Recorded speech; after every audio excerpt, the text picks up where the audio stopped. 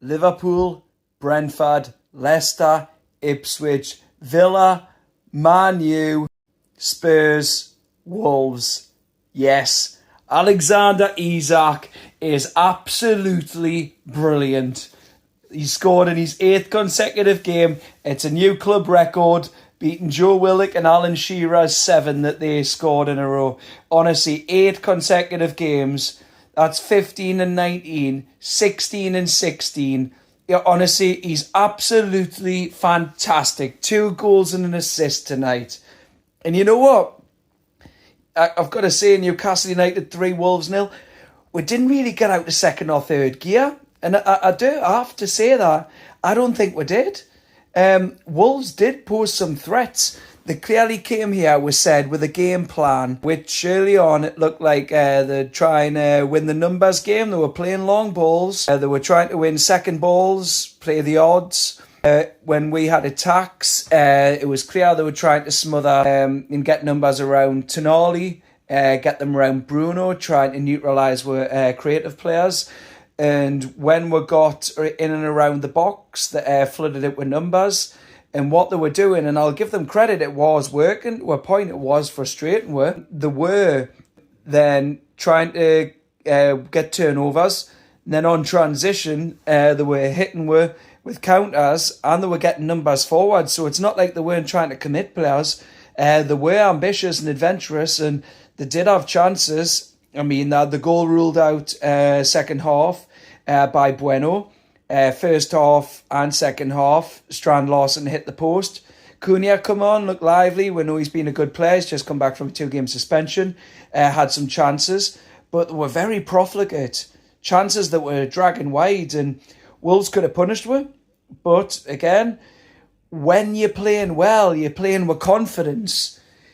Sometimes you just find ways to win, even when you're not in top gear. And Isak, 2 goals and an assist. And we're just finding ways to win. But Isak's just shown his all-round game at the moment. Like, he can drop deep, and then he can run at defenders. He can dribble. He can come out wide and drag players wide, create space in the centre. He can be a traditional number 9. Honestly, he can do the link-up play by going into the half space. Honestly, his all-round game is fantastic. That's why he's the best striker in the league right now. I'd even put that, honestly, Salah's a wing forward. Isak, he's better all-round forward than Erling Haaland. He is. Like, he just is. He's unstoppable right now. Newcastle United are unstoppable. Like I've said, we didn't even get out of second or third gear, but we still found a way to win. We're finding ways to win. And sometimes you need the luck on your side. Like they had that goal ruled out. They hit the post twice. But we still found a way to win because we got the luck in Isak's shot, taking a deflection of Aït-Nouri, who I said in my video yesterday, in my pre-match video, was one of their danger players, along with Cunha, who came back. But we got the deflection. That's the luck you need sometimes. And then the second goal came to Murphy, played it to Bruno, and Bruno's pass just to find Isak, who managed to stay on side, and then just slam it past Jose Sá. Absolutely brilliant. And then the third, again, came to Isak. His shot was charged down. Then he still had the composure and wherewithal to do a little bit of a dribble. And then he found Gordon, who got a simple tap in right in front of her at the Gallagher. And it was game over. And then, yes, we made some subs, which I'm glad we did. After we got the VAR call to make it 3-0, Eddie looked like he was holding off. But then obviously brought on Miggy, brought on Willock. He managed to rest AnthonyGordon, managed to rest Alexander Isak, managed to rest Jacob Murphy, the front three again, managed to bring Joe Linton off, and managed to bring Tino Livramento off. Looks like we made the subs at the right time, because Isak at times was timing his runs. He wasn't running for everything. I think obviously he was still wary about his hamstring scare that he got at the Emirates, so that's fair enough. But again, he wasn't even, like, you could say, in the game too much at times. But when he had the ball, he was effective with his play, his turns, when he was deep or high up. And again, he's got 2 goals and an assist. This boy is just something else. The fact we've got him for £63 million, honestly, we're running out of superlatives for Isak. And you could make it 9 on Saturday. We could win 10 consecutive games. That's 6 Premier League wins in a row. That's 9 wins in a row in all competitions. That's the first time we've done that since 2016, like I said, in the Championship under Rafa, but the first time in the top flight we've done it since, I think, 1994-95, so it's been 31 years. Honestly, 31 years, but this team just keep getting better and better. Even when we're not at our best, and Wolves did pose with problems. I said they were a good team, they would get chances, but again, they've got the worst defence in the league. They just concede goals, and that's the first time as well that we've done the league double over Wolves since the 1905-06 season. So another record broken by Eddie Howe, first double in 119 years, and Wolves still haven't kept a clean sheet at St James's Park in the Premier League era. So everything is just going away. Like I said, if you're playing well, you've got the confidence, you'll get the luck, and we've got that with Isak's opening goal and the VAR decisions, with Bueno's handball being ruled out, and with us getting the second goal, even though, looking back, as I've watched on the bus home, he was not offside. He was well onside. Yeah, I've got to say, some people have mentioned the atmosphere tonight. It felt like it was a bit livelier, but we're in the corner, so it's always noisy in the corner. It was bouncing, full repertoire we went through.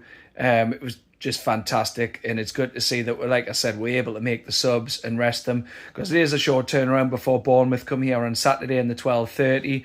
If we win that, now it's going to be a tough game. Bournemouth are flying. They were unlucky to concede last night in the 95th minute to Reece James. Should have won at Stamford Bridge, but the draw was a good result for us. Now Arsenal have won tonight, so we can't go as high as second, but we'll play before everyone else. So if we can get with 10th consecutive win, set a new club record. And if Isak can score again, it's 9 consecutive games. He's out on his own now. Isak's now moved up to 46 goals with that brace, so he's 1 behind Callum Wilson. So honestly, just what a player. What a player, man. 63 million. We're valued him at 150 million. Honestly, right now, the form he's in, he's probably worth about 200 million. But yeah, sorry, I got a bit off track there, a bit off piste. But yeah, we're going to Bournemouth on Saturday. We're winning the early kick-off before anyone else. Yeah, it might only be temporary, but if we do win, we can go as high as third. Newcastle United, third. And at the minute, yes, they've got a game in hand, but it's just unbelievable to still be in both cups and be 9 points behind Liverpool. Like 9 points off first, that's just insane. AnthonyGordon's now went to 5 goals and 4 assists. So he's absolutely flying. He's just brilliant. And again, he was subdued tonight, I think. But Gordon still managed to get a goal. So fair play to him, honestly. But going on to my man of the match, Lewis Hall was outstanding again, left back. Again, superlatives for him, running out of them. Sven Botman playing right centre back, only his 3rd full game back after Spurs and Arsenal rested on Sunday for fatigue reasons, understandably, but he was a colossus. Dan Burn, he should probably get man of the match because he was just fantastic. He turned to Beckenbauer at times, like he was everywhere. Sometimes at the top of the pitch, he's some of his passes early on to Hall looked like Wolves may have figured that out. He got away with a few, but then he just bossed everything. That tackle where he took their player out in the Milburn Gallagher corner, and he looked at him, basically saying, "Get there for brilliant." Won every header, and then his little run at the end, and he, like Beckenbauer, and then he dinked it to the right wing. That was unbelievable second half.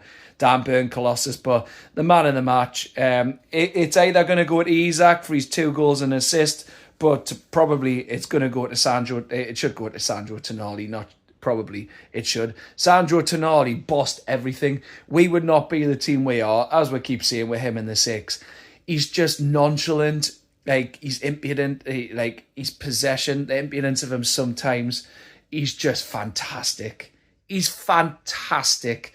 His first touch, he's brilliant in transitions, breaking up their counter-attacks. He's so quick. He sees the pass before anyone else. He rarely loses possession, if ever. And that one in front of the Milburn, where he lifted it over the player's head, without even looking. Honestly, it's just Sandro Tonali. He's a Milan player. They're saying he's like Pirlo. Honestly, the way he's playing, he could get better than Pirlo. He's Pirlo with an engine, and he's intelligence, and he's our player. We're saying from AC Milan. I know we weren't the best tonight, but we've still got a 3-0 win, clean sheet, and we're flying. Confidence is flying. This team, as I've shared on my page, this team, it's a privilege. It's honestly a privilege. This team, this club, this manager, the backroom team, it's a privilege watching right now. We don't fear anyone, and we're finding ways to win, as I said. We're always finding ways to win. It's unbelievable. This team are professional, cold, they're ruthless. So long may it continue. But anyway, that's my post-match reaction. But anyway, let us know what you think in the comments. Please continue to like, share, subscribe. Turn notifications on. I really appreciate that I'm up to 67 subscribers. Honestly, I love doing these videos. It's great to interact with everyone. But for now, that's all from me. Take care, everyone. I will be back on Friday with my preview for Bournemouth. But for now, bye-bye.